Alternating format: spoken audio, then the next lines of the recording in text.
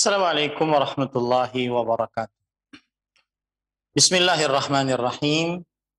Innal hamdalillah nahmaduhu wa nasta'inuhu wa nastaghfiruh wa na'udzu billahi min shururi anfusina wa sayyiati a'malina. Man yahdihillahu fala mudilla lah wa man yudlil fala hadiya lah. Wa ashhadu an la ilaha illallah wahdahu la syarika lah wa ashhadu anna Muhammadan 'abduhu wa rasuluh.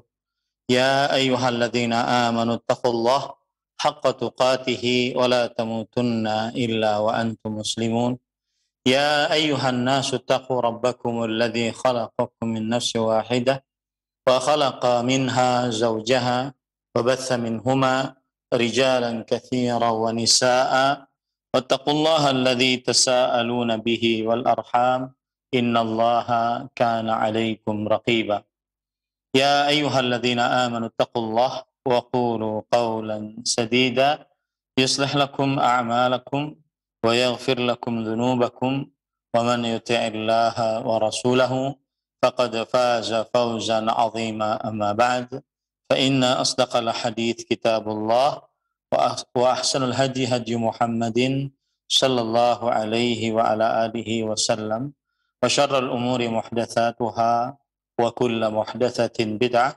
وكل بدعة ضلالة وكل ضلالة في النار. Alhamdulillah, kita bersyukur pada Allah Subhanahu wa taala pada hari ini, hari Rabu 22 Rajab 1443 Hijriah, kita dimudahkan oleh Allah Subhanahu wa taala untuk duduk bersama mengkaji ayat-ayat suci Al-Quran dan hadis-hadis Rasul sallallahu alaihi wa ala alihi wasallam. Salawat dan salam semoga selalu Allah berikan kepada Nabi kita Muhammad sallallahu alaihi wa ala alihi wasallam, pada keluarga beliau, para sahabat, serta orang-orang yang mengikuti beliau sampai hari kiamat kelak. Dengan nama-nama Allah yang husna dan sifat-sifatnya yang ulia, kita berdoa, Allahumma inna nas'aluka ilman nafi'an wa rizqan thayyiban wa amalan mutaqabbala. Wahai Allah, sesungguhnya kami mohon kepada Engkau ilmu yang bermanfaat, rezeki yang baik, dan amal yang diterima. Allahumma amin. Ahibati fillah, afanillah wa iyyakum. Kaum muslimin yang saya cintai karena Allah, para pemirsa Roja TV, para pendengar Radio Roja, dan seluruh kaum muslimin dimanapun berada, semoga Allah Subhanahu wa taala selalu memberikan afiat kepada kita di dunia dan di akhirat. Pada kesempatan kali ini kita masuk ke dalam bab yang baru. Masih kita membaca kitab Fathul Majid, Syarhu Kitab Tauhid, yang ditulis oleh Al-Fadilatul Syekh Al-Allamah Abdurrahman bin Hasan Al-Syekh rahimahullahu ta'ala. Dan kita pada kesempatan kali ini masuk kepada bab yang baru, babu minasyirki lubsul hilqati wal khayti wa nahwihima li raf'il bala'i au daf'ihi. Artinya bab termasuk kesyirikan adalah memakai gelang atau benang dan yang semisal dari keduanya untuk menahan bala atau mengangkat bala. Kemudian penulis kitab Tauhid, Syekhul Islam Muhammad bin Abdul Wahhab rahimahullahu ta'ala menyebutkan dalil surat Az-Zumar ayat 38. Wa qaulullahi ta'ala qul afara'aytum ma tad'una min dunillah in aradani Allahu bidhurrin hal hunna kashifatu dhurrih aw aradani birahmatin hal hunna mumsikatu rahmatih qul hasbiyallah alaihi yatawakkalul mutawakkilu. Yang artinya Allah Subhanahu wa taala berfirman, katakanlah, Apakah kul afara'aitum min dunillah.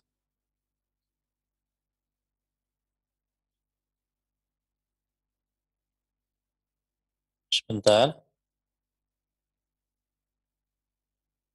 Katakanlah, maka terangkanlah kepadaku tentang apa yang kalian ibadahi atau apa yang kalian berdoa kepadanya selain Allah. Jika Allah hendak mendatangkan kemudaratan kepadaku, apakah berhala-berhala kalian itu dapat menghilangkan kemudaratan itu?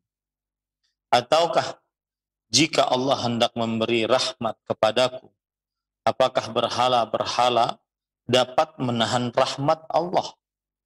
Katakanlah, cukuplah Allah bagiku, kepadanya lah bertawakal orang-orang yang berserah diri. Ahibati fillah, afanillah wa iyyakum. Yang pertama dari bab ini adalah yaitu maksud dari bab ini. Kalau kita perhatikan penulis ketika menyebutkan bab ini, maka maksudnya adalah penjelasan bahwa pemakaian gelang atau benang atau yang semisal dari keduanya untuk mengangkat bala atau menahan musibah termasuk dari perbuatan kesyirikan. Termasuk dari perbuatan kesyirikan. Ini yang diinginkan oleh penulis. Dan memakai gelang atau benang atau yang semisal dari keduanya dalam dua keadaan. Yang pertama yaitu memakainya untuk mengangkatnya, mengangkat bala. Artinya balanya sudah datang, musibahnya sudah datang, penyakitnya sudah datang. Maka pada saat itu diangkat dengan cara memakai gelang atau benang tersebut. Yang kedua yaitu memakainya untuk menahan bala, yaitu menahan dari turunnya bala tersebut. Para ikhwah yang dirahmati oleh Allah Subhanahu wa taala, mengapa hal ini termasuk dari kesyirikan? Jawabannya adalah karena meyakini bahwa gelang atau benang atau yang semisalnya sebagai sebab untuk mengangkat bala atau menahan bala. Padahal dia bukan sebab, baik secara syariat Islam atau secara kuasa yang dikuasakan oleh Allah Subhanahu wa taala. Dan juga di dalamnya terdapat bergantung kepada sesuatu yang tidak ada dasarnya. Itu penyebab mengapa memakai gelang atau benang atau yang semisal dari keduanya termasuk dari kesyirikan. Karena menjadikan sesuatu sebagai sebab yang bukan sebab. Baik itu secara syariat ataupun secara takdir. Secara kekuasaan Allah Subhanahu wa taala. Dan berbicara masalah sebab ada dua macam yang disebutkan oleh para ulama akidah. Yang pertama, al-asbab al-qadariyah. Sebab yang merupakan takdir atau kuasa. Sebab-sebab ini telah tetap manfaatnya berdasarkan percobaan ataupun kebiasaan manusia. Seperti suntik yang diketahui bahwasanya ia dengan izin Allah menjadi sebab yang bermanfaat. Suntik untuk menurunkan panas, suntik untuk mengobati penyakit. Maka ini disebut dengan sebab qadari. Sebab yang tetap manfaatnya berdasarkan percobaan atau kebiasaan manusia. Yang kedua adalah sebab syar'i. Itu sebab-sebab yang tetap manfaatnya melalui syariat Islam.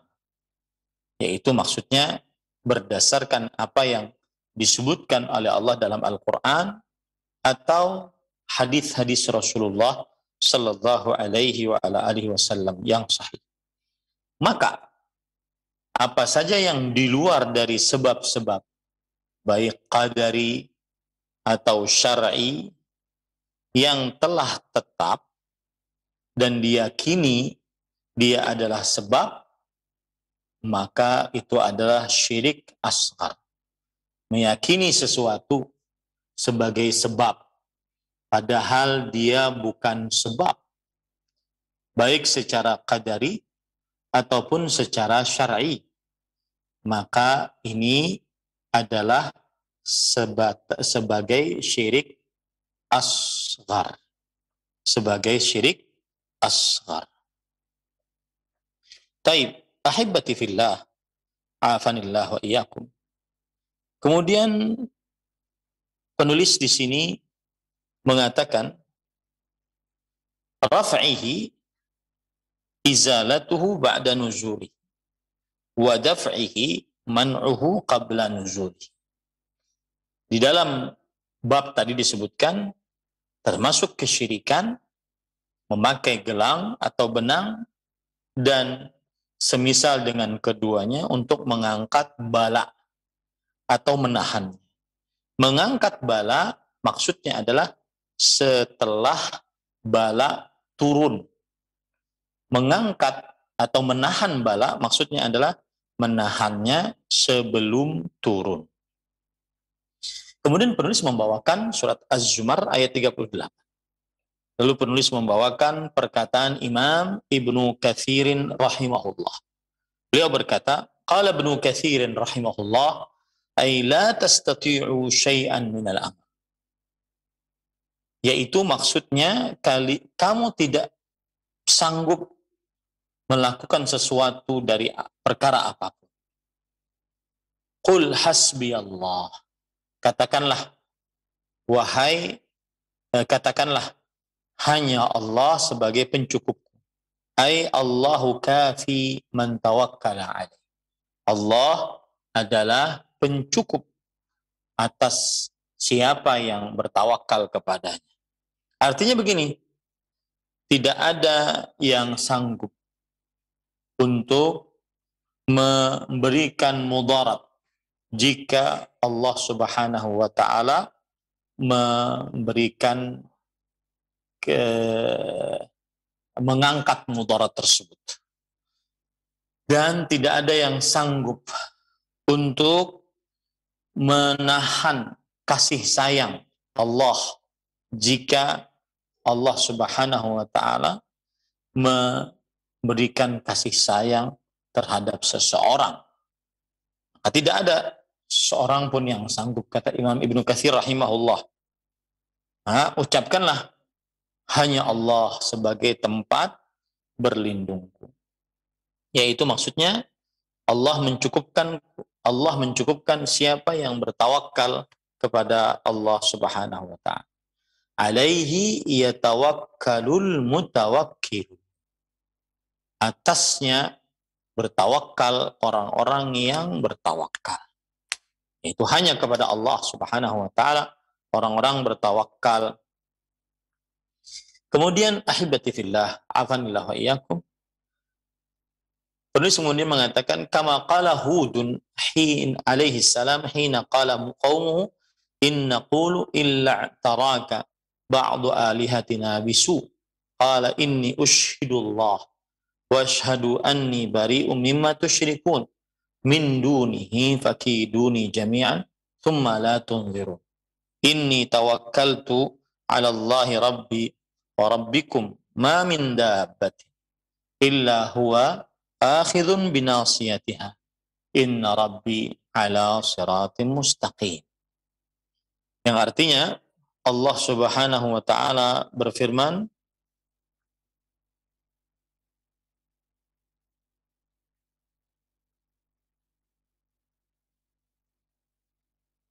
kami tidak mengatakan melainkan bahwa sebagian sembahan kami telah menimpakan penyakit gila atas dirimu. Hud menjawab, sesungguhnya aku jadikan Allah sebagai saksiku, dan saksikanlah oleh kalian sekalian bahwa sesungguhnya aku berlepas diri dari apa yang kamu persekutukan dari selain Allah. Sebab itu janganlah jalankanlah tipu daya kalian semuanya terhadap, dan janganlah kamu memberi tangguh kepadaku. Sesungguhnya aku bertawakal kepada Allah Tuhanku dan Tuhan kalian. Tiada suatu binatang melata melainkan dialah yang memegang ubun-ubunnya. Sesungguhnya Tuhanku di atas jalan yang lurus. Ini sama dengan kisah tadi, yaitu bertawakal kepada Allah Subhanahu wa ta'ala. Kemudian penulis membawakan perkataan qala muqatilun fi ma'na al-ayah fasa'alahumun nabiyyu sallallahu alaihi wasallam fasakatu ay li'annahum la ya'taqiduna dzalika fiha. Lalu Nabi Muhammad sallallahu alaihi wasallam bertanya kepada mereka dan mereka diam, yaitu karena mereka tidak meyakini hal itu di dalam berhala-berhala tersebut.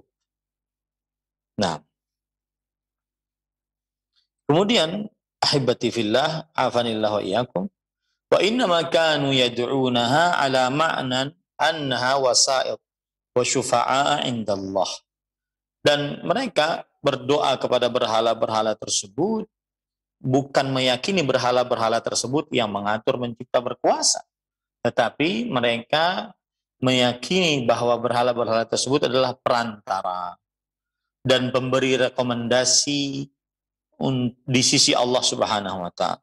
La ala annahum yakshifuna ad-durra wa yujibuna du'a al-muttar. Bukan karena mereka menghilangkan keburukan dan mengabulkan doa orang yang sulit. Fahum ya'lamuna anna dzalika lillahi wahdah. Mereka mengetahui bahwa yang bisa melakukan itu semua hanya Allah Subhanahu wa ta'ala semata. Jadi sebenarnya orang-orang musyrik itu menjadikan berhala-berhala mereka, tidak mereka anggap bahwa berhala-berhala itu yang sanggup untuk mengatur, mencipta, berkuasa. Tetapi mereka anggap berhala-berhala tersebut adalah sebagai perantara antara mereka dengan Allah, pemberi rekomendasi antara mereka kepada Allah Subhanahu wa ta'ala. Ya, itu keyakinan orang-orang musyrik. Jadi mereka itu tidak menganggap berhala-berhala itu sanggup mengangkat mudarat, sanggup mengabulkan doa orang yang dalam keadaan sulit. Mereka tahu bahwa itu semua hanya Allah yang memiliki. Makanya mereka tidak menjawab tadi ketika Rasulullah SAW mengatakan, afara'aitum ma tad'una min duni? Apa pendapat kalian Tuhan-Tuhan yang kalian sembah ini? Apakah jika Allah menginginkan aku mendapatkan keburukan, apakah Tuhan-Tuhan yang kalian sembah ini mengangkat keburukan tersebut? Atau jika Allah menginginkan aku mendapatkan kasih sayang, rahmat, apakah Tuhan-Tuhan yang kalian sembah ini bisa menahan rahmat itu? Mereka sepakat itu, kata Muqatil bin Hayyan, dan juga kata penulis di sini. Mereka sepakat. Mereka hanya menjadikan berhala-berhala tersebut sebagai perantara antara mereka dengan Allah, pemberi rekomendasi antara mereka dengan Allah, agar lebih dekat dudukan mereka di sisi Allah Subhanahu wa taala. Kama qala ta'ala, "Tsumma idza massakumudz dzurru fa ilaihi taj'arun." Kemudian jika keburukan sampai kepada kalian, maka hanya kepadanya, kepada Allah kalian kembali. Kalian minta pertolongan. Tsumma idza kashafa ad-durra 'ankum idza fariqum minkum bi rabbihim yusyrikun. Tapi jika keburukan itu sudah diangkat, maka sebagian dari kalian melakukan kesyirikan kepada Allah Subhanahu wa taala. Bismillah. Qultu fahadhihi al-ayatu wa amsaluha tubtilu ta'alluqal qalbi bighairillah fi jalbi naf'in aw daf'i dharrin. Maka ayat ini dan yang semisalnya membatalkan ketergantungan hati kepada selain Allah. Baik itu dalam perkara mengambil manfaat atau menahan mudarat.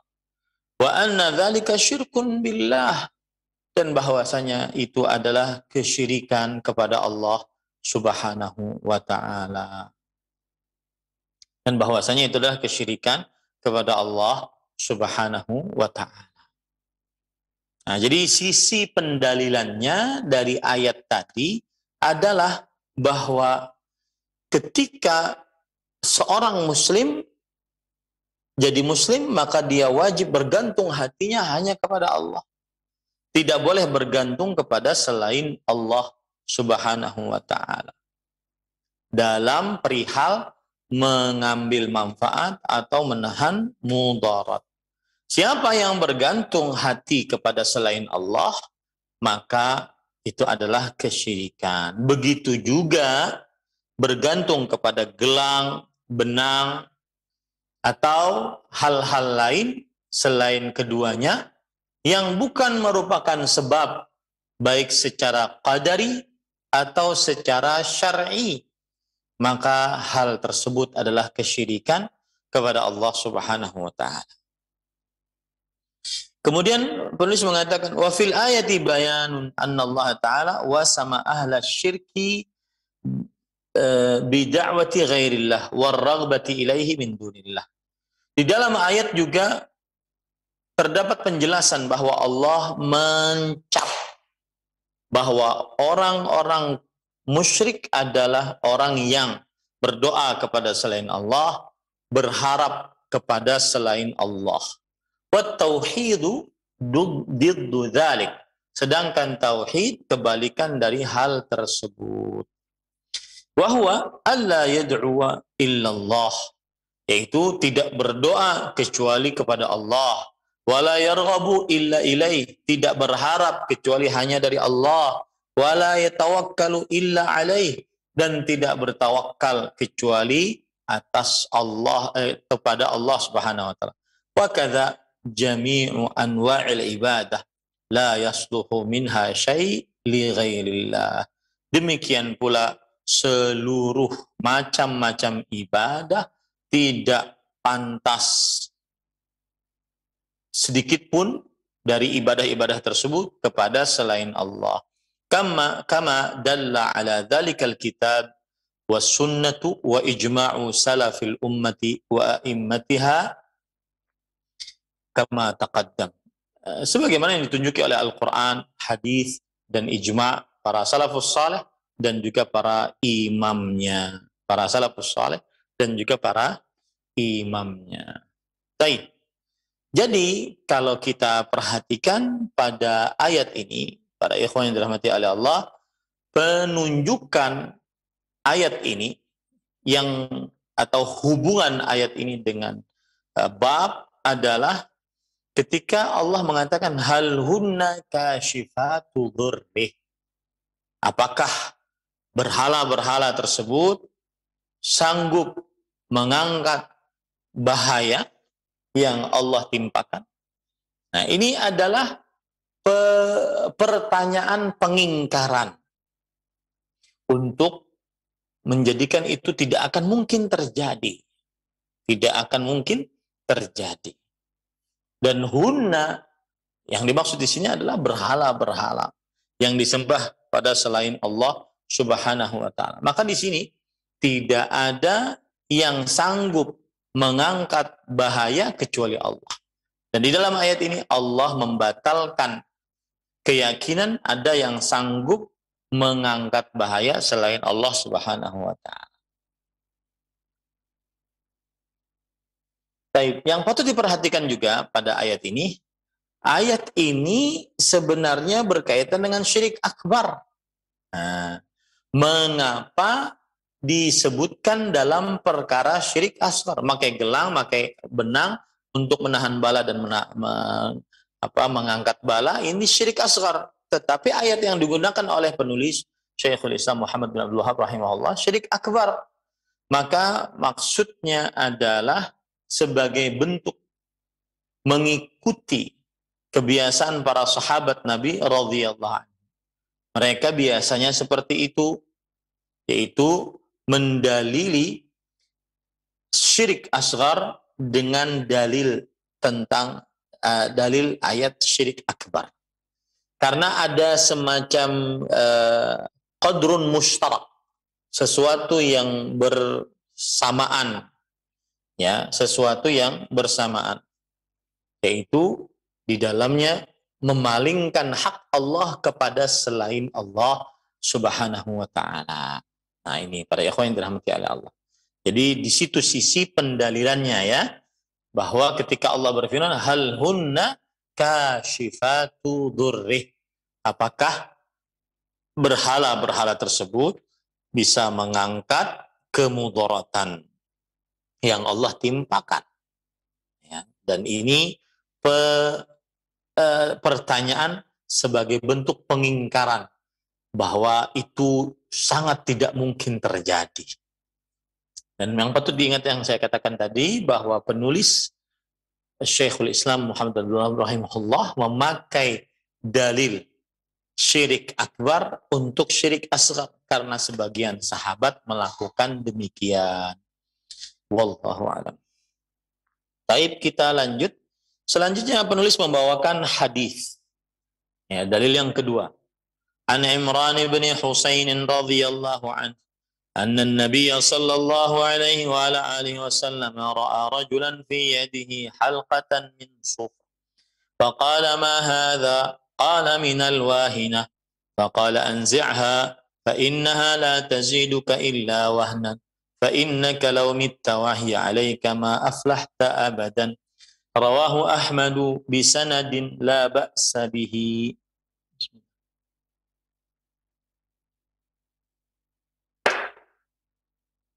Ahibati fillah, afanillah wa iyyakum. Kemudian penulis membawakan dalil yang kedua, yaitu dalil dari hadis Imran bin Al-Husain radhiyallahu anhu. Saya bacakan artinya.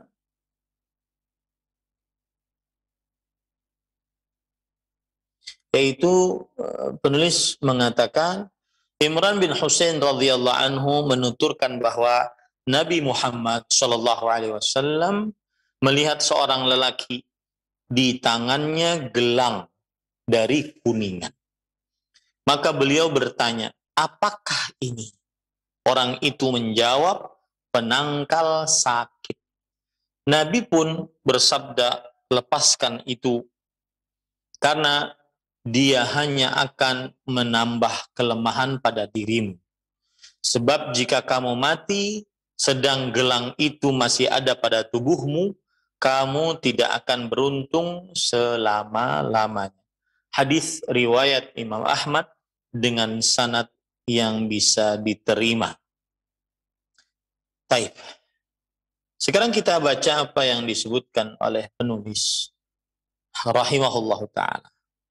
Beliau mengatakan, qala al-Imam Ahmad haddatsana Khalaf ibn al-Walid qala haddatsana al-Mubarak 'anil Hasan qala akhbarani Imran ibn Husain radhiyallahu anhu anna an-nabiy sallallahu alaihi wasallam absara ala 'adudi rajulin fi yadihi halqah qala araha min sufr faqala wayhak ma hadhihi qala min alwahina qala ama innaha la taziduka illa wahna umbudha anka atau ambidha anka fa innaka law mitta wahya alayka ma aflahta abadan.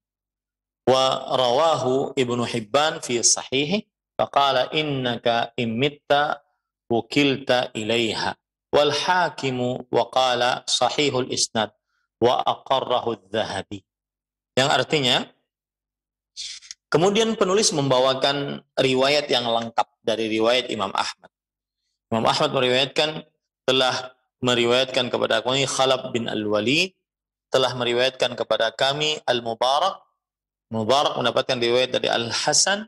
Al-Hasan berkata telah memberitahukan kepadaku Imran bin Husain radhiyallahu anhu bahwa Nabi Muhammad sallallahu alaihi wasallam pernah melihat pada lengan seseorang di tangannya ada semacam gelang, dan aku mengira gelang itu berasal dari kuningan. Lalu beliau bertanya, celaka engkau, apa yang kau pakai? Kemudian orang ini menjawab, ini gelang untuk menahan kelemahan. Kemudian Rasulullah SAW bersabda, ketahuilah sesungguhnya itu tidak menambahkan kepadamu kecuali kelemahan. Lepaskan darimu, sesungguhnya jika engkau mati dan dia masih bersamamu, engkau tidak akan beruntung selamanya. Hadis riwayat Imam Ibnu Hibban di dalam kitab Sahih. Lalu setelah itu Nabi Muhammad SAW juga bersabda, sesungguhnya jika engkau mati maka engkau akan disandarkan kepadanya. Dan Imam Al-Hakim rahimahullah berkata, ya, isnadnya sahih dan disetujui, ditetapkan oleh Imam Adz-Dzahabi rahimahullah. Wa qala al-Hakim aktsaru masyayikhina ala anna al-Hasan sami'a min Imran. Yang artinya kebanyakan syekh-syekh kami menganggap bahwa Al-Hasan telah mendengar dari Imran bin Husain. Al-Hasan bin Al-Yasar Al-Basri telah mendengar dari Imran bin Husain. Wa qawluhu fil isnad akhbarani Imran yadullu ala dhalik.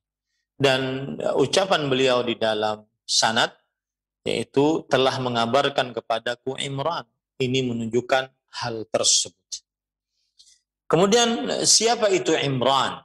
Imran bin Husain ay ibnu Abi Imran ibnu Husain ay ibni Ubaid ibn Khalaf al-Khuzai Abu Nujaid binun wajim musagharah sahabiyun ibnu sahabi aslama ama Khaybar wa mata sanata 52 bil Basrah. Imran bin Husain bin Ubaid bin Khalaf al-Khuzai Abu Nujaid, ya, beliau adalah sahabat, anaknya sahabat. Jadi Imrannya sahabat Nabi, Husain bin Ubaid juga sahabat Rasulullah SAW. Beliau masuk dalam agama Islam pada tahun ke-7 Hijriah, itu pada peperangan Khaybar, dan wafat pada tahun 52 Hijriah di kota Basrah. Ini biasa penulis kitab Fathul Majid, Syekh Al-Allamah Abdurrahman bin Hasan Al-Syekh menyebutkan beberapa biografi singkat perawi hadis dari sahabat Rasulullah SAW. Dan ini agar kita bisa lebih mengenal sahabat-sahabat Rasulullah SAW. Qauluhu ra'a rajulan. Di dalam hadis disebutkan bahwa Nabi Muhammad SAW melihat seorang lelaki.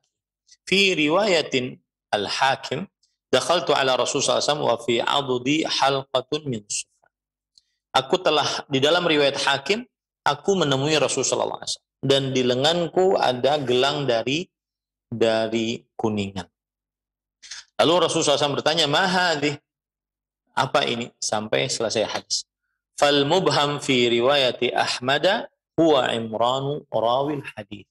Maka lelaki yang tidak disebutkan dalam riwayat Imam Ahmad, dia maksudnya adalah Imran bin Husain yang disebutkan di dalam yang meriwayatkan hadis ini. Imran bin Husain yang meriwayatkan hadis. Kemudian Rasulullah SAW bertanya, "Ma hadhihi?" Apa ini? Yahtamilu an al-istifham lil istifsal an sababi lubsiha. Ini dimungkinkan bahwasanya beliau bertanya untuk meminta rincian sebab pemakaiannya. Wa yahtamilu an yakuna lil inkar wa huwa adhar. Dan mungkin bisa juga dinamakan sebagai ingkar, pengingkaran. Dan ini yang terlihat lebih jelas bahwa ketika Rasulullah mengatakan mahadi, apa ini? Ini jenis seakan-akan beliau sedang mengingkari perbuatan tersebut, ya, mengingkari perbuatan tersebut. Qauluhu minal wahinah. Lalu pemuda tersebut menjawab, atau Imran bin Husain radhiyallahu anhu menjawab bahwa ini adalah untuk menjaga dari kelemahan penyakit. Ya. Qala Abu Sa'adat al-wahinah irqun ya'khudhu fil manqib wa fil yadi kulliha. Al-wahinah adalah sebuah urat yang bisa mengambil pada pundak atau pada tangan seluruhnya. Fayurqa minha, maka diruqyah dari. Wa qila huwa maradun ya'khudhu fil 'adad, dan ada yang mengatakan bahwa dia al-wahinah adalah penyakit yang memberikan rasa sakit pada lengan. Jadi tadi pada pundak, ini pada lengan. Ya. Wa ya ta'khudhur rijal dunan nisa. Maka ini penyakit khusus untuk bagi laki-laki. Naha anha li'annahu innama ittakhadhaha ala annaha ta'simuhu minal alam. Wa fihi i'tibar al-maqasid. Yang artinya nuhya anha, dilarang darinya, yaitu memakai gelang di pergelangan tadi atau di lengan tadi, karena dia mengambil atau memakai itu tujuannya adalah untuk mencegah dari rasa sakit. Dan di dalam hal ini terdapat i'tibarul maqasid. Yang dituju adalah maksud seseorang. Jadi ketika kita melihat seseorang, maka kita tanya, apa maksudmu begini? Apa maksudmu begini? Jadi terlarangnya memakai gelang, benang adalah karena meyakini itu bisa menahan bala, menahan penyakit, menahan kelemahan. Nah, itu terlarang. Di sini juga menunjukkan bahwa yang paling utama pada diri seseorang adalah maksudnya apa. Ya, maksudnya apa. Kemudian ahibati fillah, afanillah wa iyyakum. Kemudian penulis mengatakan qauluhu anzi'ha fa innaha la taziduka illa wa. Lepaskan gelang tersebut, sesungguhnya tidak menambahkan kepadamu kecuali kelemahan. An-naz'u huwal jadbu biquwwah. Ya, nadbu artinya menarik dengan kuat. Akhbara annaha la tanfa'ah. Maka Nabi Muhammad SAW mengabarkan bahwa itu tidak bermanfaat untuknya. Bal tadurruhu wa taziduhu dha'fan. Bahkan gelang tersebut membahayakannya dan melemahkan. Wa kadzalika kullu amrin nuhiya anhu fa innahu la yanfa'u ghaliban. Dan demikianlah setiap perkara yang dilarang, maka tidak bermanfaat. Kebanyakannya tidak bermanfaat.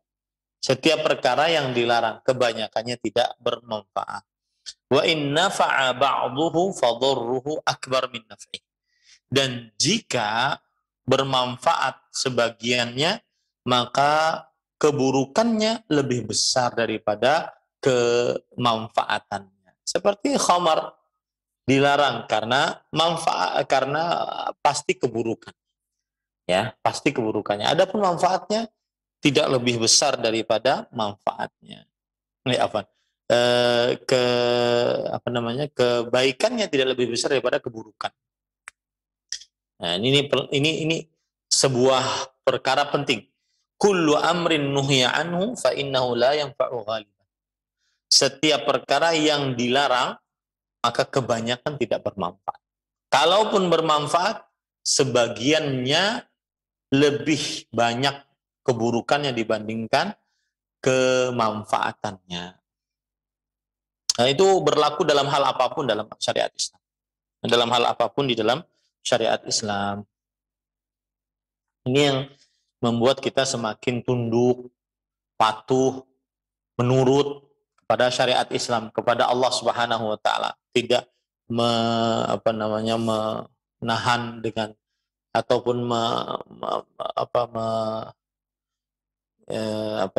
merubah dengan tangan, dengan ataupun dengan otak, dengan hal-hal yang tidak bermanfaat, ya, tidak melawan dengan otak kita, dengan hawa nafsu kita.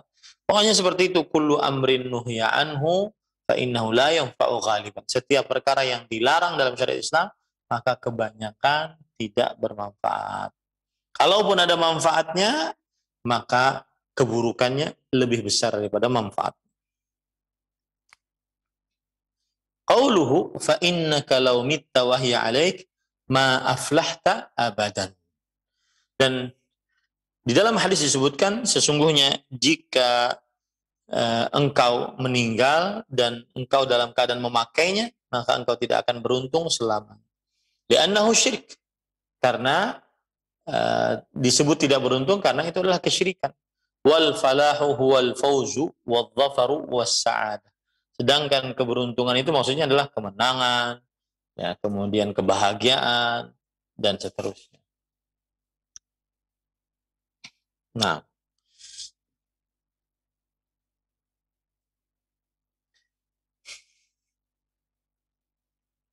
lalu setelah itu, para ikhwah yang dirahmati oleh Allah Subhanahu wa taala, penulis kemudian mengatakan, qala al-musannif rahimahullah fihi syahidun li kalamis sahabah anna syirkal asghar akbarul kabair. Di dalam hadis ini terdapat bukti akan pendapat para sahabat Nabi radhiyallahu anhu bahwa asyirkul asghar akbarul kabair. Syirik kecil adalah dosa paling besar. Wa annahu lam yu'dzar bil jahalah, dan bahwasanya syirik kecil tidak diberikan uzur dengan kebodohan. Wa fihil inkar bit taghlidh ala man fa'ala mithla dzalik. Dan di dalamnya terdapat pengingkaran bagi siapa yang melakukan hal tersebut. Pengingkaran yang keras bagi siapa yang melakukan hal tersebut. Nah, kemudian ahibati fillah afanillah wa iyyakum, qauluhu rawahu Ahmadu bi sanadin la ba'sa bih. Hadis riwayat Imam Ahmad dengan sanad yang tidak mengapa, maksudnya baik sanadnya. Wa huwal imamu Ahmadu ibnu Muhammad ibnu Hanbal ibnu Hilal ibnu Asad ibnu Idris ibnu Abdullah ibnu Hassan ibnu Abdullah ibnu Anas ibnu Auf ibnu Qasid ibnu Mazin ibnu Syaiban ibnu Zuhl ibnu Tha'labah ibnu Uqabah ibnu Sa'b ibnu Ali ibnu Bakar ibnu Wa'il ibnu Qasid ibnu Hunub ibnu Afsa ibnu Judail ibnu Asad bin Rabi'ah ibnu Nizar ibnu Ma'ad bin Adnan al-Imam al-Alim Abu Abdullah al-Zuhri thumma al-Shaybani al-Marwazi thumma al-Baghdadi. Nah, itulah sanad ataupun nasab dari Imam Ahmad rahimahullah. Imamu ahli asrihi wa a'lamuhum bil fiqhi wal hadithi wa ashadduhum wara'an wa mutaba'atan lis sunnah. Beliau adalah imam pada zamannya dan orang yang paling paham tentang ilmu fikih dan hadis, dan orang yang paling wara' dan juga sangat gigih mengikuti sunnah Rasul sallallahu alaihi wasallam. Wa huwa alladhi yaqulu fihi ba'du ahli sunnah 'anid dunya ma kana asbarahu wa bil madina ma kana asbahahu. Dan beliaulah yang dikatakan oleh sebagian ulama ahlu sunnah bahwa beliau sangat sabar terhadap godaan dunia dan sangat mirip dengan orang-orang terdahulu, yaitu dari para sahabat. Atathu dunya fa'abaha, datang kepadanya dunia dan beliau menolaknya. Wasyubah fanafaha, dan datang kepada beliau syubhat maka beliau menghilangkannya. Khurija bihi min muru wahwa ham, dikeluarkan dari muru dalam keadaan di perut ibunya. Fawulida bi Baghdad sanata arba'in wa sittina wa mi'ah fi syahri Rabiul Awal, dan beliau dilahirkan di kota Baghdad pada tahun 164 pada bulan Rabiul Awal. Wa talaba Ahmadu al-ilma sanata wafati Malik, dan beliau menimba ilmu saat tahun kewafatannya Imam Malik rahimahullah. Wahia sanata tis'in wa sab'in, yaitu tahun ke-79. Fasami'a min Hushaim atau min Hashim wa Jarir ibn Abdul Humaid wa Sufyan ibn Uyainah wa Mu'tamir ibn Sulaiman wa Yahya ibn Sa'id al-Qattan wa Muhammad ibn Idris al-Syafi'i wa Yazid bin Harun wa Abdul Razzaq wa Abdul Rahman ibn Mahdi wa khalqun la yuhsuna bi Makkah wal Basrah wal Kufah wa bi Baghdad wal Yaman wa ghairiha minal bilad. Artinya Imam Ahmad mendengar dari Hashim Jarir bin Abdul Humaid, kemudian ulama-ulama yang disebutkan tadi. Dan dari banyak sekali ulama yang tidak bisa dihitung, baik itu berada di kota Mekah, kota Basrah, kota Kufah, kota Baghdad, kota Yaman, dan selainnya dari kota-kota yang ada. Wa rawa anhu ibnahu, dua anak beliau meriwayatkan dari beliau, Salih wa Abdullah.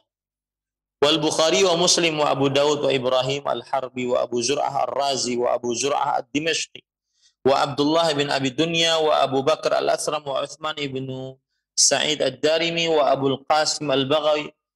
Dan meriwayatkan dari beliau juga dua anaknya, kemudian Imam Bukhari, Imam Muslim, Abu Daud, Imam Ibrahim al-Harbi, Abu Zur'ah al-Razi, Abu Zur'ah al-Dimashqi, Abdullah bin Abi Dunya, kemudian Abu Bakar al-Asram, kemudian Sa'id, Uthman bin Sa'id al-Darimi, kemudian al-Baghawi, wa huwa akhiru man haddatsa an. Dan Imam al-Baghawi adalah yang paling terakhir meriwayatkan dari Imam Ahmad rahimahullahu taala. Wa rawa anhu min syuyukhihi Abdurrahman ibn Mahdi wal Aswad bin Amir. Bahkan syekhnya meriwayatkan dari beliau seperti Abdurrahman bin Mahdi, al-Aswad bin Amir. Wa min aqranihi Ali bin al-Madini wa Yahya bin Ma'in. Dan termasuk dari teman-temannya yang meriwayatkan dari Imam Ahmad rahimahullah, Ali bin al-Madini wa Yahya bin Ma'in.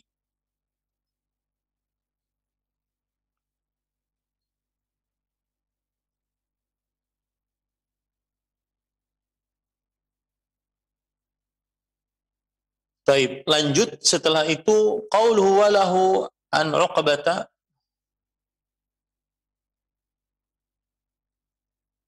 Bentar. Qauluhu walahu an Uqbata ibnu Amir marfu'an, man ta'allaqa tamimatan fala atamma Allahu lah, wa man ta'allaqa wada'atan fala wada'a Allahu lah. Wa fi riwayah man ta'allaqa tamimatan faqad asyrak. Al-hadithul awwalu rawahu al-Imam Ahmad kama qala al-musannif, wa rawahu aidan Abu Ya'la wal Hakim wa qala sahihul isnad wa qarrahu adz-Dzahabi. Dan kemudian dalil yang ketiga, jadi itu tadi dalil yang kedua ya. Itu tadi dalil yang kedua, yaitu tentang bahwa ada orang dari dari sahabat Rasulullah SAW, yaitu Imran bin Husain, memakai gelang dari kuningan di lengannya dan diperintahkan oleh Rasulullah SAW untuk mencopotnya. Nah,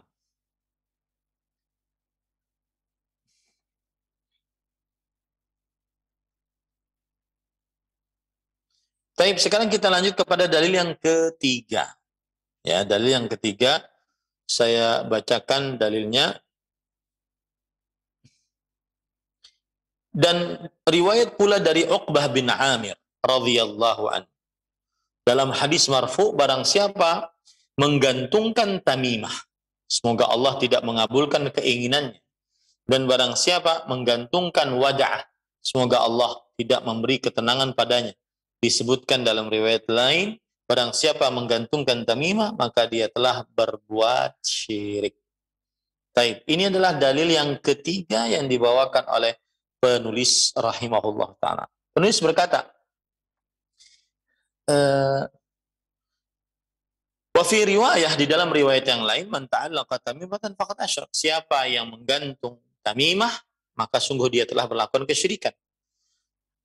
Hadis yang pertama diriwayatkan oleh Imam Ahmad sebagaimana yang telah disebutkan oleh penulis, yaitu Syekhul Islam Muhammad bin Abdul Wahhab rahimahullah, dan juga diriwayatkan oleh Abu Ya'la. Sedangkan Al-Hakim dan beliau berkata sahihul isnad wa aqarrahu adz-Dzahabi, mengatakan hadis ini sahih sanadnya dan ditetapkan oleh Imam Adz-Dzahabi rahimahullah.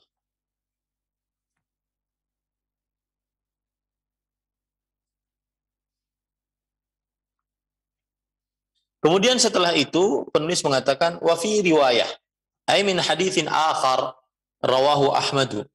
Dan di dalam riwayat yang lain, yaitu dari hadis yang lain diriwayatkan oleh Imam Ahmad, faqala haddatsana Abdus Samad ibnu Abdul Warith qala haddatsana Abdul Aziz ibnu Muslim qala haddatsana Yazid ibnu Mansur an Dukhain al-Hijri an Uqbah bin Amir al-Juhani. Di dalam riwayat yang lain maksudnya adalah Imam Ahmad juga meriwayatkan dengan sanadnya sampai kepada Uqbah bin Amir al-Juhani. Anna Rasulullah SAW aqbala ilaihi ratun. Adalah Rasulullah SAW menghadap kepada beliau sejumlah orang, kurang lebih 10. Fabaya'a tis'atan wa amsaka an wahid. Dan Nabi Muhammad SAW akhirnya membaiat 9 orang dan tidak menahan dari 1 orang. Faqalu ya Rasulullah, baya'ta tis'atan wa amsakta an hadha. Wahai Rasulullah, engkau membaiat 9 orang, tapi 1 orang engkau diamkan. Maka Rasulullah SAW mengatakan, inna alaihi tamimatan fa'adkhala yadahu faqata'aha. Sesungguhnya orang ini memakai tamimah, benang untuk menahan bala atau mengangkat bala. Maka lalu Rasulullah SAW atau orang tersebut masukkan tangannya ke dalam, lalu dia memotongnya. Fabaya'ahu. Lalu Nabi Muhammad SAW pun membaiatnya. Kemudian Rasulullah SAW bersabda, man ta'allaqa tamimatan faqad asyrak. Siapa yang menggantung tamimah, maka sungguh dia telah melakukan kesyirikan. Wa rawahul Hakim nahwihi wa ruwatuhu thiqat. Dan diriwayatkan oleh Imam Hakim yang semisal dengannya, dan para perawinya adalah orang-orang yang terpercaya. Kemudian di sini penulis menyebutkan Uqbah bin Amir sahabiyun masyhur. Uqbah bin Amir adalah sahabat Nabi yang masyhur. Faqihun fadil, ahli fikih dan sahabat Nabi yang utama. Waliya imarata Masr bi Muawiyah sanata 3 sinin wa mata qariban min as-sittin. Beliau menjadi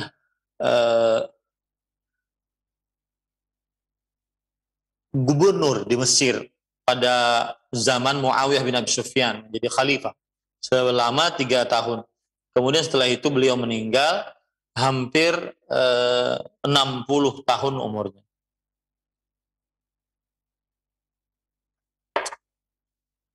Qauluhu man ta'allaqa tamimah.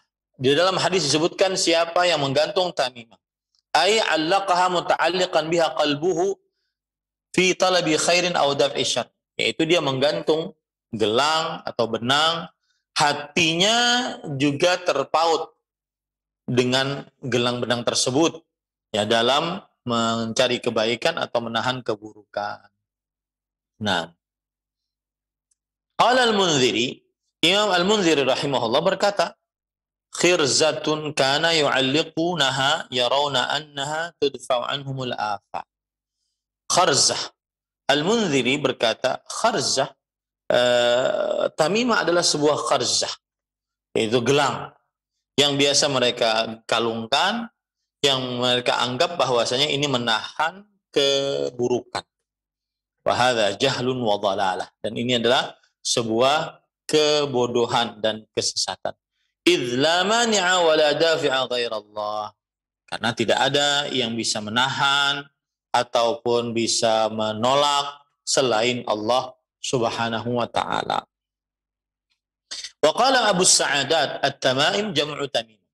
At-tamaim maksudnya adalah jamak dari kata tamimah.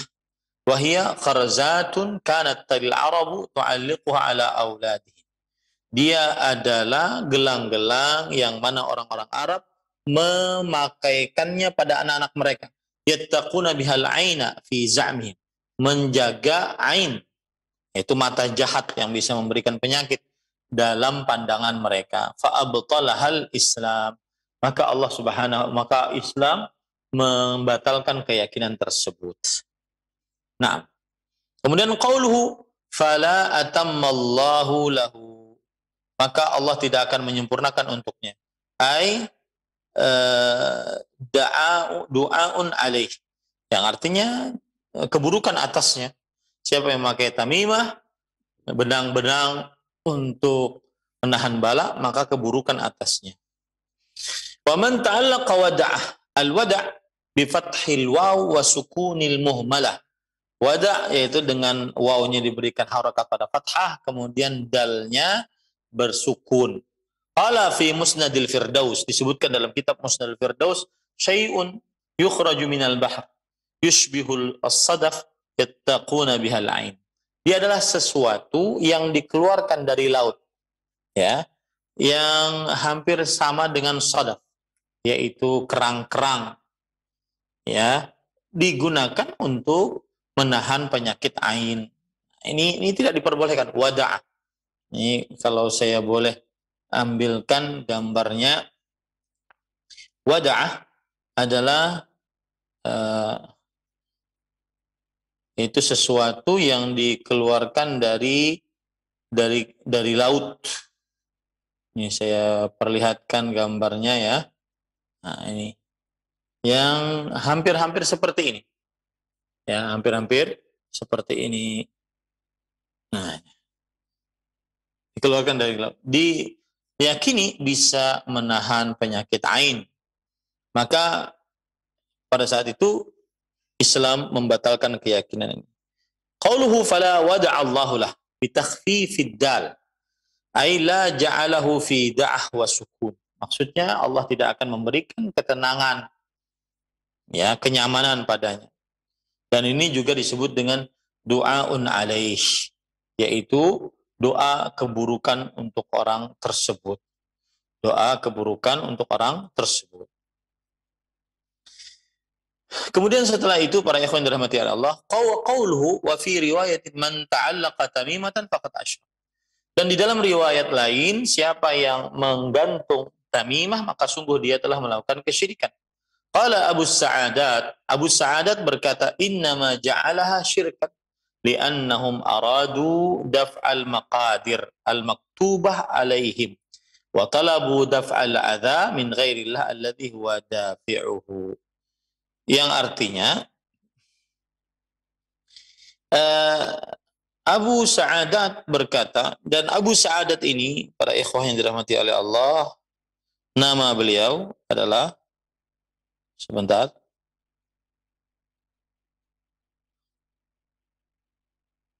karena dari tadi kita baca Abu Sa'adat. Siapa itu Abu Sa'adat? Abu Sa'adat beliau adalah Majduddin Abu Sa'adat Al-Mubarak bin Muhammad bin Abdul Karim Asy-Syaibani Al-Jazari, atau yang disebut dengan Ibnul Athir, ulama Islam abad ke-7 Hijriah, wafat pada tahun 606 Hijriah. Ibnul Athir, ya, yang beliau mempunyai kitab, ya, salah satu kitab beliau adalah Jami'ul Usul fi Ahadits Rasul.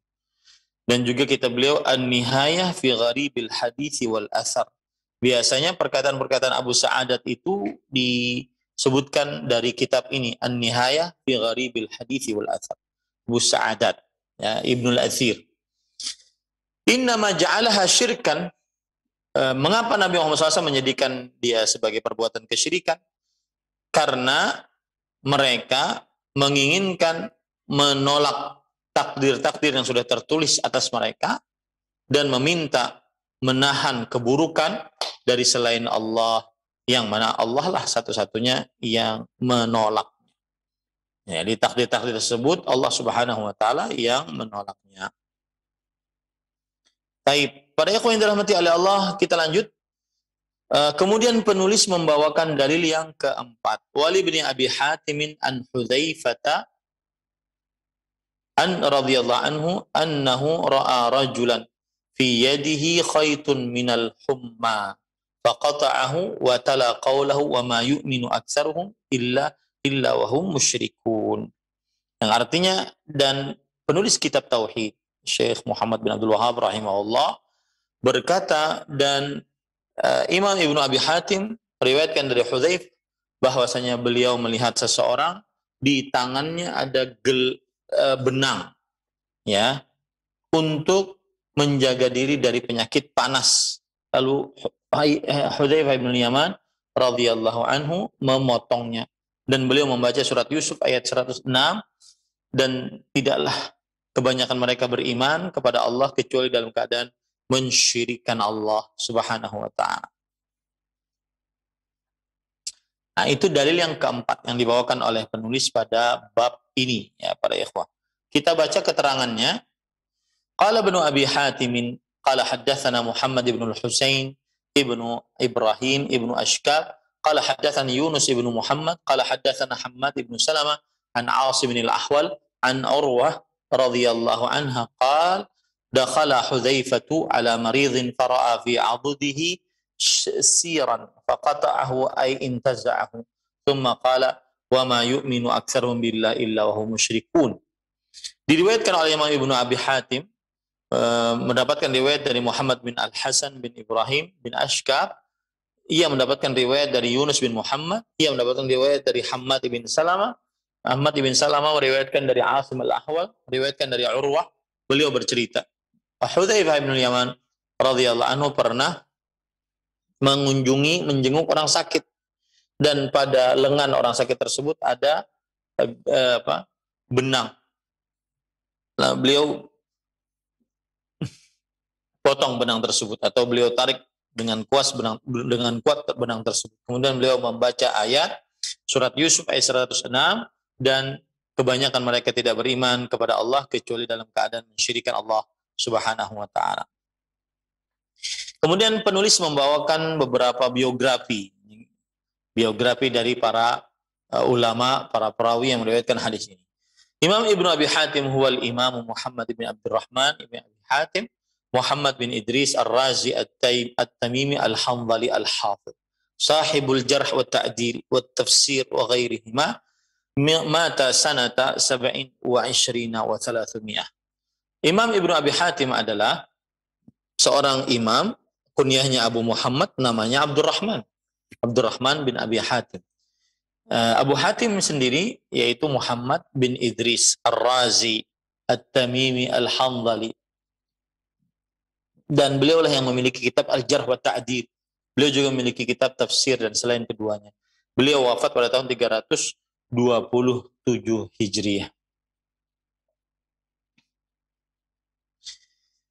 Kemudian setelah itu wa Hudzaifah ibnul Yaman wa ismul Yaman Husail bi muhmalataini musaghara wa yuqalu Hasl bikasrin thumma sukunin al-absi bil muwahhada haliful ansar sahabiyun jalil minas sabiqin. Yang artinya Hudzaifah bin al-Yaman. Al-Yaman adalah dari Husail, ya, atau Hasl, ya. Dan beliau termasuk daripada pemuka kaum Ansar.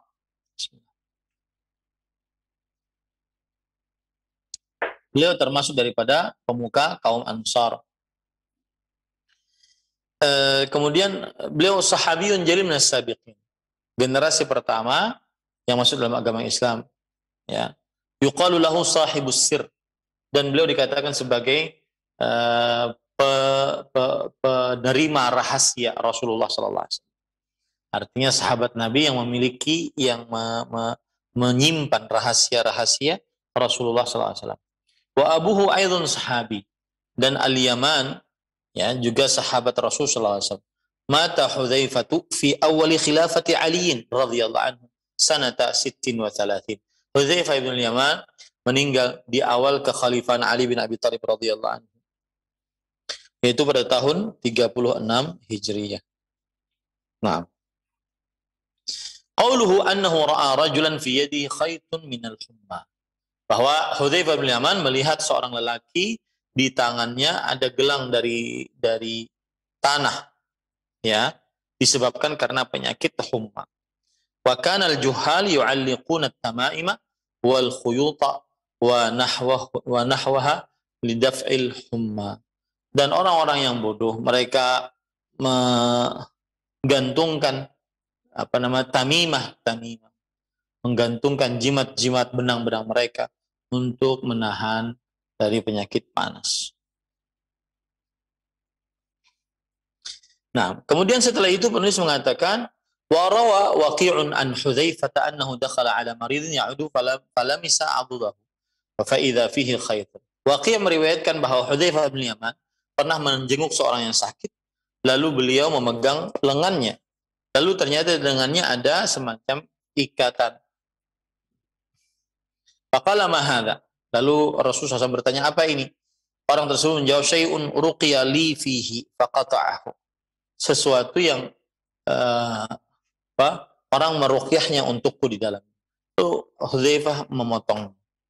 Faqala law mitta wa hiya 'alaika ma aflah ma sallaitu 'alaik. Yang artinya, kalau kamu meninggal dan kamu masih memakai gelang ini atau benang ini, maka aku tidak akan mensolati atas jenazahmu. Wa fi inkaru mithlu hadza, dan di dalam riwayat ini terdapat pengingkaran akan hal tersebut. Wa in kana ya'taqidu annahu sabab, dan jika dia meyakini bahwa itu adalah sebab, fal asbab la yajuzu minha illa ma abahahu Allah, maka sebab-sebab tidak diperbolehkan darinya kecuali yang dimubahkan, dibolehkan oleh Allah Subhanahu wa taala. Ma'a adamil i'timadi 'alaiha, disertai tanpa bersandar atasnya. Ya, jadi jadikan sebab tapi tidak boleh bersandar.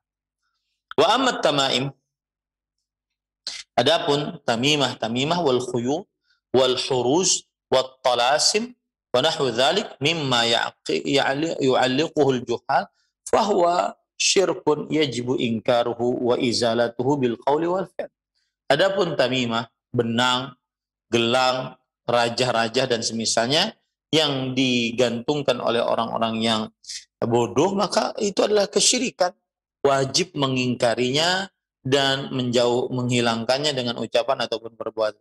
Wa illam ya'dzan fihi sahibuhu, meskipun pemiliknya tidak mengizinkannya. Ya, jadi wajib dipotong meskipun pemiliknya tidak mengizinkannya. Kemudian Hudzaifah bin Yaman menyebutkan ayat, yaitu surat An-Nisa, surat Yusuf ayat 106. Wa ma yu'minu aktsaruhum billahi illa wa hum musyrikun. Dan kebanyakan mereka beriman kepada Allah tidaklah beriman kepada Allah kecuali dalam keadaan mereka mensyirikkan Allah.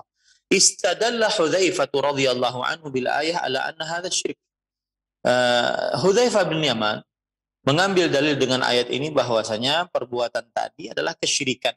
Fa fihi sihhatul istidlal ala syirkil asghar bima anzalallah fi syirkil akbar. Di dalam hadis ini terdapat bolehnya berdalil atas syirik asghar dengan apa yang Allah Subhanahu wa taala turunkan pada syirik akbar. Li syumulil ayati lahu, karena ayatnya juga mencakup hal tersebut. Wa dukhulihi fi musamma syirk, dan masuknya perbuatan tersebut di dalam kesyirikan. Wa taqaddama ma'na hadhihi al-ayah an Ibnu Abbas wa ghairihi fi kalami Syekhul Islam wa ghairihi wallahu a'lam. Dan telah berlalu makna ayat ini dari Abdullah bin Abbas dan selainnya di dalam perkataan Syekhul Islam dan selainnya. Wallahu a'lam. Wa fi hadhihi al-athar 'anil sahabah ma yubayyinu kamala ilmihim bit tauhid wa ma yunafihi aw yunafi kamalahu. Dan di dalam cerita-cerita sahabat Rasulullah SAW tersebut terdapat pelajaran, yaitu sempurnanya ilmu para sahabat tentang tauhid dan juga apa-apa yang meniadakan kesempurnaan dari tauhid. Alhamdulillah selesai bab tentang memakai gelang, memakai benang untuk menangkal bala atau mengangkat bala, dan itu termasuk daripada kesyirikan. Wallahu alam, saya kembalikan acara kepada Akhi Ari hafizahullah taala. Nah, Ustaz, barakallahu fikum wa jazakallahu khairan. Terima kasih atas bimbingan dan pelajaran yang telah disampaikan di kesempatan pagi hari ini. Selanjutnya kami akan memberikan kesempatan untuk Anda yang ingin memperdalam di permasalahan ini. Silahkan berkaitan dengan pembahasan yang telah disampaikan Ustaz. Halo. Ya, halo. Ya. Assalamualaikum. Waalaikumsalam. Dengan Bapak siapa ini, di mana, mohon maaf? Saipul, Kalimantan Selatan. Silakan Pak Saipul, pertanyaannya langsung saja. Assalamualaikum Ustaz. Umpat detakun Pak. Ulun di Batu Licin. Acara 4 bulanan Pak. Perempuan hamil menjamu orang makan, dibacakan doa selamat, itu kayak apa Pak? Adakah pendapat Imam Syafi'inya Pak? Mohon penjelasan. Assalamualaikum. Waalaikumsalam warahmatullahi wabarakatuh. Silakan Ustaz. Waalaikumsalam warahmatullahi wabarakatuh. Bismillah walhamdulillah wassalatu wassalamu ala Rasulillah wa ala alihi wa sahbihi wa wala. Amma ba'du. Ahibati fillah, afanillah wa iyyakum, kaum muslimin yang saya cintai karena Allah. Semoga Allah Subhanahu wa taala selalu memberikan afiat kepada kita di dunia dan di akhirat. Baik, kepada Bapak yang berasal dari Batu Licin, maka sepengetahuan saya yang terbatas ini, saya belum mendapati ada dalil dari Al-Quran atau hadis Rasulullah SAW yang mana dikhususkan bersedekah, memberi makan kepada orang-orang sekitar saat istri hamil 4 bulan atau 7 bulan atau 9 bulan. Meskipun bersedekah, memberi makan adalah amalan yang sangat utama, yaitu bisa mengangkat derajat, memasukkan seseorang ke dalam surga. Tetapi permasalahannya adalah mengkhususkan sebuah sebab. Sebabnya karena kehamilan istri 4 bulan, maka dianjurkan untuk bersedekah, memberi makan kepada orang-orang. Jika hanya sekedar bersedekah tanpa ada pengaitan dengan sebab tertentu, ini sebuah hal yang sangat disyariatkan dalam agama Islam. Tapi ketika dia dikaitkan, dihubungkan dengan sebuah sebab, dan sebab tersebut belum dijadikan oleh Rasulullah SAW sebagai sebab di dalam semasa hidup beliau, dan beliau tidak pernah jadikan sebagai sebab untuk bersedekah semasa hidup beliau, menunjukkan bahwa hal tersebut belum disyariatkan dalam agama Islam. Maka silahkan bersedekah, silahkan memberi makan kepada orang banyak tanpa dihubungkan dengan sebab-sebab yang belum ada dalilnya dari Al-Quran dan hadis Rasulullah SAW. Wallahu a'lam. Nah, Ustaz, barakallahu fikum wa jazakallahu khairan. Terima kasih atas bimbingan dan nasihatnya yang telah disampaikan. Selanjutnya kami akan berikan kesempatan untuk pesan singkat dari Ari di Jakarta. Ana punya keluhan susah tidur. Ana tahu hal itu disebabkan karena adanya gangguan jin. Sebelum tidur, Ana selalu mengikuti syariat Nabi menjelang tidur, tetapi Ana masih merasakan adanya gangguan jin. Untuk menangkal gangguan jin, selain mengikuti petunjuk Nabi, ada kalanya Ana memakai suatu benda yang bisa diletakkan untuk mengusir jin, seperti contohnya daun bidara dan lain-lain. Pertanyaannya, apakah Ana menggunakan hal-hal tersebut untuk memudahkan tidur termasuk kategori perbuatan yang syirik? Mohon penjelasannya Ustaz, silahkan. Alhamdulillah, wassalatu wassalamu ala Rasulillah wa ala alihi wa sahbihi wa wala. Amma ba'du, ahibati fillah, afanillah wa iyyakum. kaum muslimin yang saya cintai karena Allah, semoga Allah Subhanahu wa taala selalu memberikan afiat kepada kita di dunia dan di akhirat. Saya belum mengetahui, sependek pengetahuan saya, belum mengetahui bahwa daun bidara bisa mengusir jin. Daun bidara bisa mengusir jin. Ya, maka Allahu alam beliau dapat dari mana. Yang jelas lebih baik dia menggunakan sebab-sebab syar'i, di antaranya membaca ayat kursi, di antaranya membaca 2 ayat terakhir surah Al-Baqarah. Ya, karena Rasulullah SAW bersabda tentang ayat kursi, la la yazalu alaika minallahi hafiz wa la yaqrabuka syaitan hatta tusbih. Siapa yang baca ayat kursi sebelum tidur, masih ada seorang malaikat yang selalu menjaganya, dan tidak akan ada seorang syaitan pun yang sanggup mendekatinya sampai pagi. Kemudian juga man qara'a bil ayataini min akhiri suratil Baqarah fi lailatin kafatahu. Barang siapa yang membaca 2 ayat terakhir dari surah Al-Baqarah dalam sebuah malam, maka 2 ayat tersebut akan mencukupkannya. Nah, ini lebih baik yang seperti ini dibaca. Kemudian juga membaca Qul ayyuhal kafirun, surah Al-Kafirun, Al-Ikhlas, Al-Falaq, An-Nas sebagai bentuk penjagaan diri dari godaan jin dan syaitan.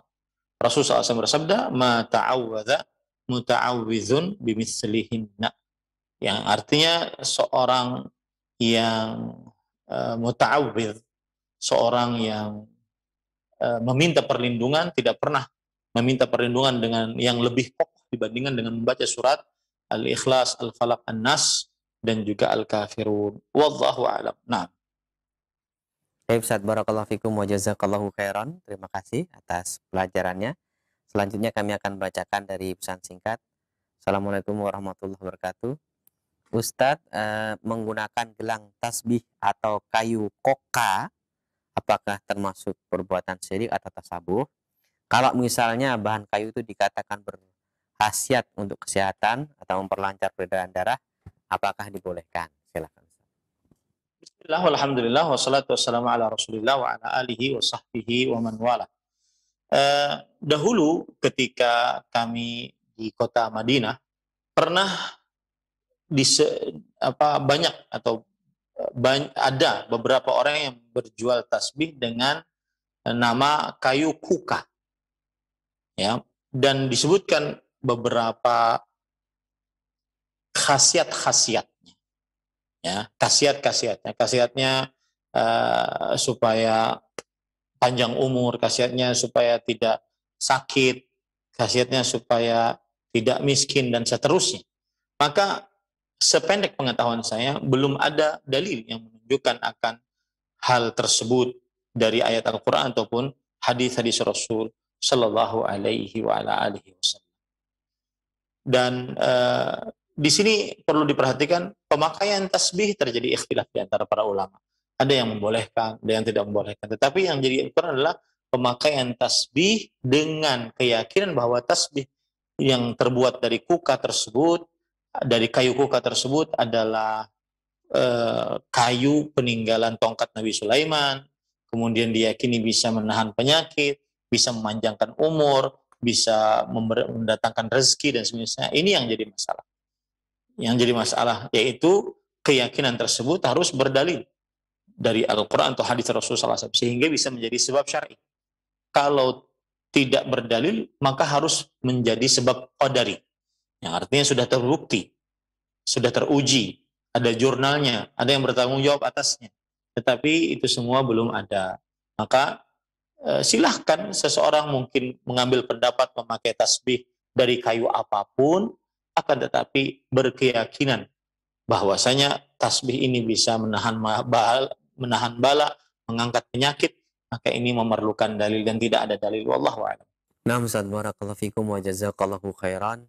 Terima kasih atas kesediaan Ustaz untuk menjawab beberapa pertanyaan yang telah masuk. Nampaknya pertanyaan dari Bapak tadi merupakan pertanyaan penutup di pertemuan kita. Sebelum kami akhiri, mohon ikhtitam dari Ustaz, silakan. Bismillah, walhamdulillah, wassalatu wassalamu ala rasulillah wa ala alihi wa sahbihi wa man wala.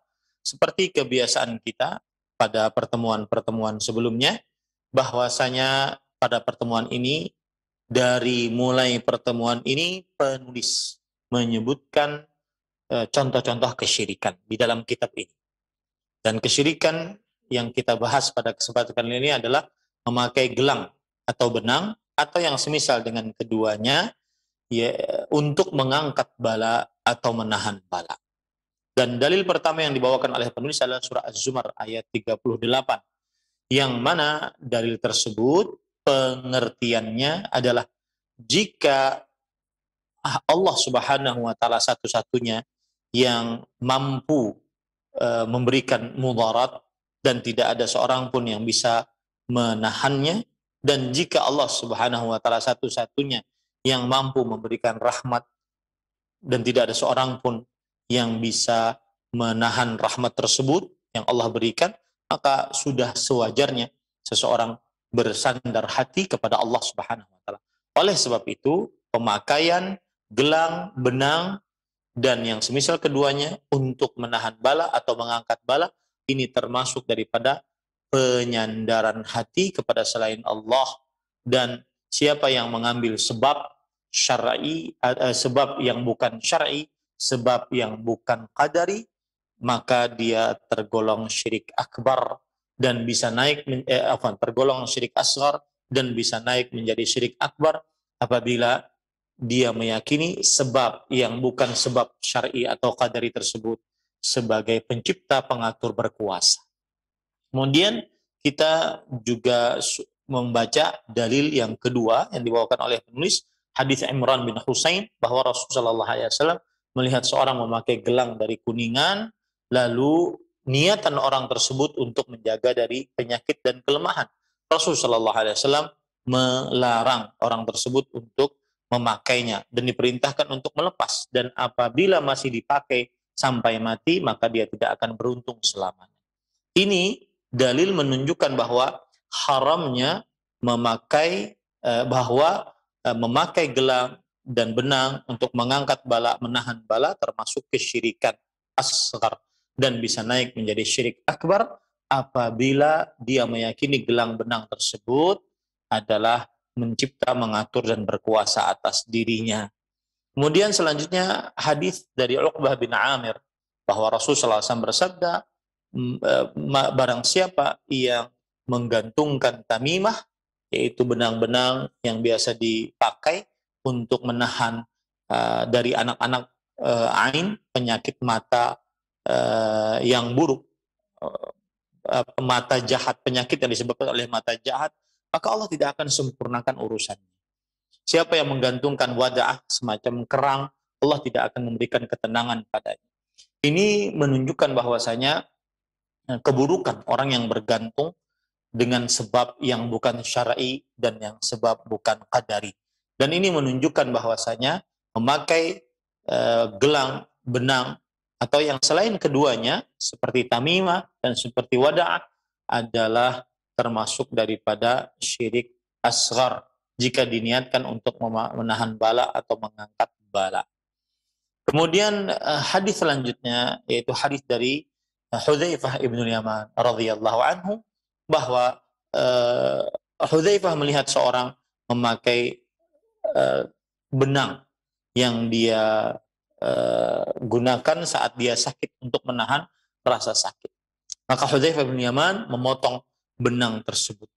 Dan ini menunjukkan bahwasanya harus mengingkari sebuah kemungkaran dengan tangan jika memang dia mampu. Dan kemudian Hudzaifah bin Yaman mengatakan bahwa kebanyakan orang-orang beriman tidaklah dia beriman kecuali dalam keadaan mensyirikkan Allah Subhanahu wa taala, menunjukkan bahwa perbuatan memakai gelang, benang, dan semisal keduanya untuk menahan bahaya, mengangkat bahaya, termasuk dari kesyirikan asghar dan bisa naik menjadi syirik akbar apabila benang, gelang, benang, dan yang semisal keduanya dianggap sebagai pencipta, pengatur, berkuasa. Dan juga ada pelajaran bahwasanya para sahabat sebagian mereka memakai ayat-ayat tentang syirik akbar pada syirik asghar karena ada semacam kadar yang sama, yaitu sebuah kesyirikan, pemalingan ibadah kepada selain Allah Subhanahu wa taala. Nah, inilah bab yang kita pelajari pada kesempatan kali ini, Dan ini bab yang pertama yang disebutkan oleh penulis di dalam kitab Tauhid tentang penyebutan contoh-contoh kesyirikan. Nanti kita akan sampai kepada bab puluhan, 30-an. Semuanya menyebutkan contoh-contoh kesyirikan secara detail. Semoga yang disampaikan bermanfaat. Wassalamualaikum warahmatullahi wabarakatuh.